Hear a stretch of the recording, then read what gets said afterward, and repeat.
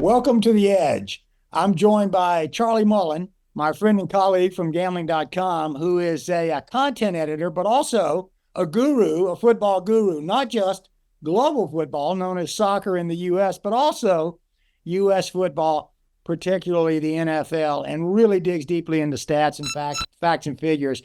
You know, Charlie, big week in North America. The NBA playoffs, the NHL playoffs are going on. And Thursday in Detroit, the NFL draft, clearly of huge interest to fans and bettors.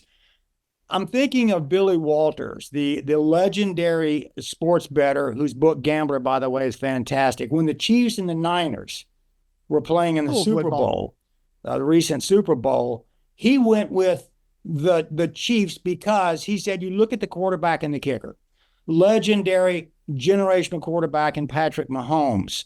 Mm-hmm. So when you analyze this year's draft, a lot of great options. There are wide receivers, Marvin Harrison, Malik Neighbors. There are linemen like Joe Alt. There's defensive players, Dallas Turner and Byron Murphy. A lot of talent across the board. But I think 257 selections from Thursday to Saturday, if I'm not mistaken. But clearly a lot of focus is always on the quarterback, as Billy Walters hinted. So going into this year's draft, there are a lot of really good quarterback options this year, including two recent Heisman winners.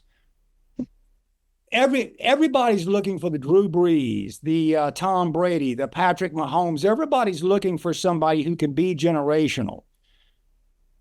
Give me your take, if you would, Charlie, on what does this draft hold? What are some interesting things about the quarterback position leading up to this year's draft? And then where are we with this year's draft going forward, Charlie? Well, thanks for having me on in the first place, Larry. It's a pleasure to be on the Edge with you. Congratulations to the NFL for making the season and the year basically influential or relevant for 12 months of the year. We're now at the draft stage, where, as you said, every team is looking for his franchise quarterback. And this year could be an historic draft because we've never had four quarterbacks go in the top four positions. We've had three go in the top three before, and the last time was 2021. That particular draft hasn't had a great legacy. If you look at the quarterback selected in the first round that year, Trevor Lawrence was the first pick, and he's still at the Jaguars. But after that, it's a tale of woe for the remaining quarterbacks. Zach Wilson was number 2 that year. He's just been traded to the Broncos. Trey Lance was number 3 that year. He's been traded to the Cowboys. Justin Fields was picked number 11, and he's been traded to the Steelers. And Zach Wilson has been traded to the Jaguars. He was number 15 picked that year. So hopefully this year's crop of quarterbacks will fare better than that particular year. But I think there is a possibility we could see 4 quarterbacks go in the top 4 positions. It'll be interesting to see how that works out. But certainly the top 3 will be quarterbacks. I think we're all guaranteed that. And order is, go on. Yeah. Sorry, Charlie. Yeah, and you made me think when you said that, when you went through the list, Trevor Lawrence still hasn't fully reach his potential, and the others you mentioned also have. But then I'm thinking back to the Ryan Leafs, the Jamarcus Russells, the Jeff Georges. You've had some people, not to besmirch those people, but they didn't materialize as top draft picks. Then you have Brock Purdy, speaking of the Super Bowl, who came in, Mr. Irrelevant, who came in last in the draft, but turned out to be a real solid quarterback. So it is kind of a tough call this year. As teams, who do we have? Washington. I'm sorry, you got Chicago, Washington, I think, and then New England, the top 3 picks, right, Charlie? Pending trades. Yes. Some really top talent. You got Caleb Williams talking about he's going to be the next GOAT and wants to sort of match Tom Brady's Super Bowl appearances and that sort of thing. Super talent from USC. Jaden Daniels out of LSU. And others. Who do you see, Charlie, looking at that quarterback position and the team's needs and the picks that are coming up, pending some trade that may shuffle the deck a little bit? How do you see things working out? I certainly like Caleb Williams. I like the swagger that he has. He likes to be different. He paints his fingernails. So what? Can he throw a ball accurately and powerfully? Yes, he can. Can he lead a team to victory? Yes, he can. And I think he's exactly what the Chicago Bears need. And it's a foregone conclusion. I think you can get 1 to 100 odds on that he will join the Chicago Bears at the draft. So it's really who's going to be the next quarterback selected after that. I think the smart money would be on Jaden Daniels. Washington Commanders need a quarterback, and he would make a lot of sense going there. It's a franchise rebuilding itself over a difficult period of time. I've got new owners, and they're just hoping that Jaden Daniels or whoever they select will be their franchise quarterback. There's a lot of pressure in the draft, not just on the teams to make the right picks, but on the players to actually repay the faith shown in them by the teams that select them. You mentioned Ryan Leaf a few minutes ago. He was obviously vying for the number one spot with Peyton Manning.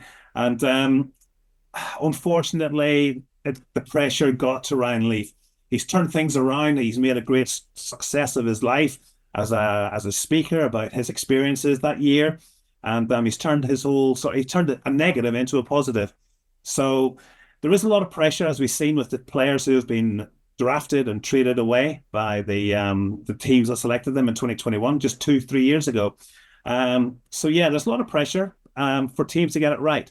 And obviously one of those players that we mentioned, Zach Jones, he had a torrid time under Bill Belichick of the Patriots the last 2-3 years since being selected to being drafted. And I think he needed to get out of there and experience somewhere new. Jaguars should be good, which leaves the Patriots looking for a quarterback. And possibly Drake May could be the man who could succeed. You mentioned Tom Brady there. He was selected 199. Nobody could see that Tom Brady was going to win 7 Super Bowls, 6 with the Patriots, 1 with the Buccaneers when he was selected so far down the order. You mentioned Patrick Mahomes. He was selected number 10. Not the first quarterback to go that year, and he's won, 3, those 2. Well, he's a multiple Super Bowl winner, and there's more Super Bowls to come from him. And I like what Caleb Williams said there. He wants to be the next GOAT. It shows that he doesn't lack confidence, and I think he will have a great career in the NFL as long as he stays fit and healthy. Yeah, and you got all the above. I agree with completely. There's some real superstar quarterbacks in that lineup, and I have a personal bias. I'm an LSU graduate, so I'm a Jaden Daniels guy. So there are a lot. Clearly, there's a ton of talent. You got folks that we haven't mentioned that could be surprises. You got J.J. McCarthy of Michigan. You got Bo Nix. You got you got Michael Penix Jr. So there are other talents at that quarterback position who could be a surprise, as quarterbacks have been in previous drafts. Is not looking at quarterbacks, and I mentioned some names earlier too. Are there some other names you like up high if a quarterback doesn't go, Charlie? Are there some other people? I think there are going to be a lot of linemen taken. All these people we just mentioned. I think one of the things Bryce Young talked about, or his you see in the media. I don't know if he's mentioned this. I don't think he would demean his offensive line, but clearly a lot of selections have to be based on whether these quarterbacks have protection. And then you take somebody like Dallas Turner, edge rusher from Alabama, he'll go high. Maybe an AFC West team needs him to put pressure on somebody like Mahomes. So, and Herbert out with the Chargers. So, yeah, there are a lot of things in the mix like that. Do you see anybody else jumping out who may kind of intrude on the top 3 or 4 quarterback picks? Well, I think we've seen in the last few years, haven't we, how it seems to be easier for a wide receiver to make an immediate impact. You look at Puka Nacua last year, and he came in and he broke records playing for the Rams. And yeah, I think it's easier for a wide receiver to come in. It's a smaller playbook to learn compared to what a quarterback has to learn. And obviously defenders, it's easier for them to make an immediate impact, as we've seen over the years with Micah Richards, over the years. So I think one trend that I noticed when I was preparing for this chat, Larry, was the lack of running backs selected in the top 10 in recent years. There's only been one in the last 5. Now, that doesn't bode well for the likes of Jonathan Brooks and Trey Benson and Blake Corum. But, you never know. There could be somebody out there. I think Bijan Robinson was the only one, as I said, in the last 5 years to be selected in the top 10. And it's going to take somebody. It's easy for a running back to come in and hopefully make an impact, but it just seems to be that teams aren't prepared to invest in running backs in the draft. But it all depends on what the requirements are that year. And as you said, strengthening your offensive line to protect your quarterback is first and foremost for a lot of teams, and the edge rushers as well. If you can pressurize the likes of Patrick Mahomes, as we've seen in the Super Bowl a few years ago against the Buccaneers, he was scrambling for his life, and he couldn't have the impact in the game that he would normally have, as we've seen him have in this year's Super Bowl, for instance. So yeah, I think it depends what each team's individual needs are, but from the wide receiver point of view, obviously Marvin Harrison Jr., he's going to be selected very high. Malik Nabir as well, he's going to be one that's going to be potentially picked in the first round, quite high up as well. So yeah, I think there's a lot of players that, again, it all depends on who's available at the time. They'll have contingency plans in their war rooms, as we know. And, it's who's available at the time. And yeah, it's interesting. I love this time of year. It's everybody's full of hope and expectations, etc., to see who they select and if they can make an immediate impact. Some of these rookies won't make an impact, but hopefully they do. Yeah, you look at Stroud with Houston. I mean, he just came into the league and set the league on fire.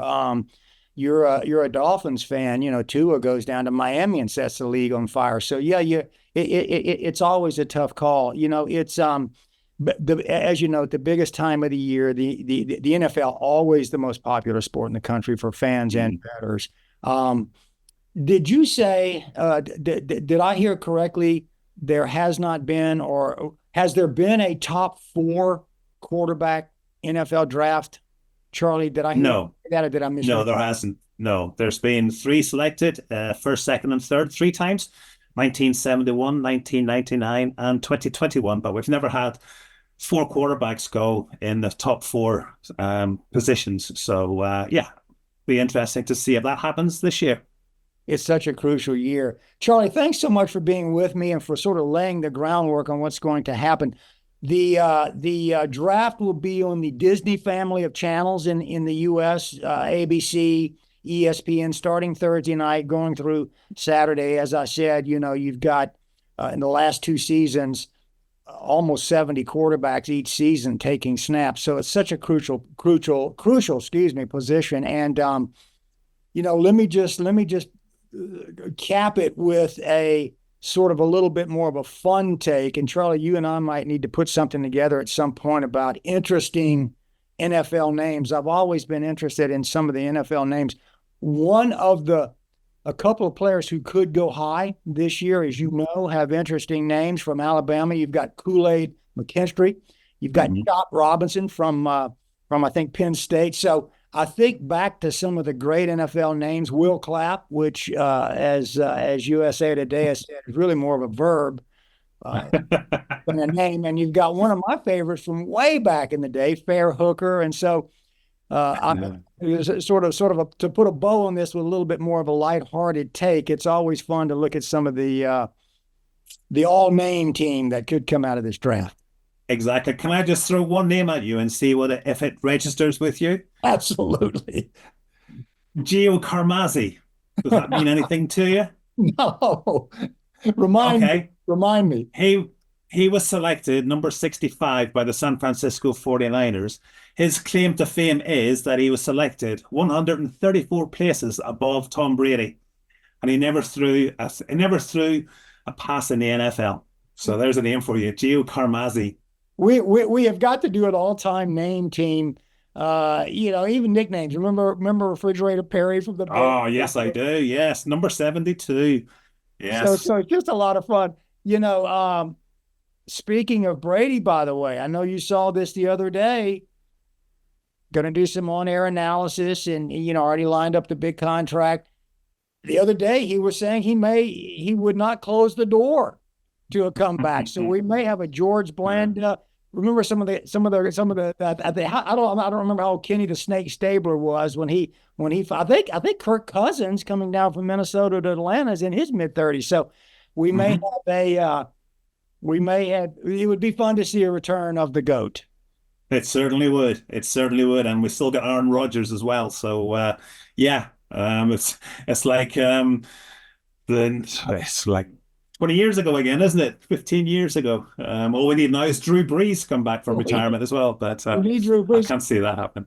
Yeah, Aaron Rodgers, 4 snaps into the season, leaving the Jets, and we'll see what happens with the Jets quarterback situation. And we had some fun last year with Tommy Cutlets with the Giants, and quarterback position is always fun. But it's going to be fun to see what happens with the Jets. Now that you mention him. Yeah. Well, they struck gold, didn't they, a few years ago with Sauce Gardner and the other draft picks that they had that year. They're building nice and slowly. And obviously last year was a blowout with Aaron Rodgers, what happened to him with his Achilles. So if they can get things together and keep him fit and healthy with the young defense that they have and the other young talent that they have, because there's a lot of talent in that Jets team, yeah, it should make for an interesting year in New York, as it always is. For one reason or another. Well, the media spotlight is so bright. Zach Wilson experienced that, and you've got the Jets going through a uniform, rolling out a revival of an old school uniform, getting back to the old days. So we'll see if it all comes together for the Jets and for the Bears, as you said. The Bears fans have had to suffer through a lineup over the years of quarterbacks who never panned out. What did you say, Charlie? They have 4 picks, but I think 2 are in the first 10, right? Don't they? They are, yeah, number 1 and number 9, yes. So, yeah, they've got a lot of pressure to get those 2 picks right. I know the Bears won the Super Bowl with Jim McMahon, the quarterback, but I think either you or I could have quarterbacked that team, just handing the ball off to Walter Payton and William the Fridge Perry as well, who scored in the Super Bowl, and Walter Payton didn't, famously. So yeah, they haven't had a decent quarterback, I think, since Sid Luckman all those years ago. So yeah, it's long overdue that the Bears have a decent quarterback, a franchise quarterback, someone who can be there for 10 years and lead them to some success. Bears fans deserve it, and we'll see starting Thursday when probably Caleb Williams' name is from a Trojan from Southern Cal, whether his name is chosen on Thursday first. And let's hope that Bears fans get the relief that they've wanted for years. Charlie, thank you so much. I really appreciate you being on and my pleasure. And sharing your knowledge about something that just draws so much attention. And even Eminem, who's from Detroit, is doing this and so forth. So I saw that. It was in Las Vegas. Now it's in Detroit. So there's a lot of excitement going forward. And Charlie, I appreciate you being on. My pleasure. Thanks for having me on, Larry. I'm Larry Henry at Gambling.com. Thank you for joining us on The Edge.